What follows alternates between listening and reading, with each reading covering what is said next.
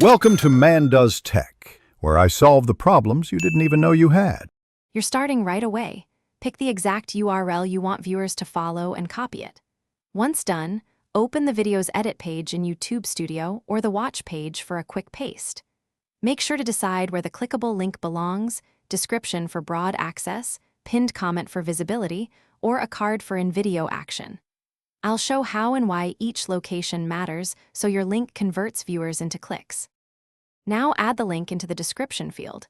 Paste the full URL and write concise anchor text or a call to action so viewers know what they'll get.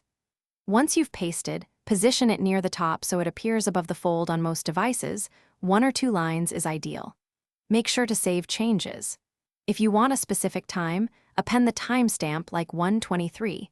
This helps direct viewers to the exact moment and increases engagement. Finish by adding an interactive card or end screen so the link is clickable inside the video. Cards work well for short-term promos while end screens serve longer. Then post and pin a comment with the same URL and a 1-line CTA to capture mobile viewers who skip descriptions. Finally, test the link on both desktop and phone. If it doesn't work, make sure the URL is complete and not blocked by privacy settings. Then clear cache and try again. Thanks for watching.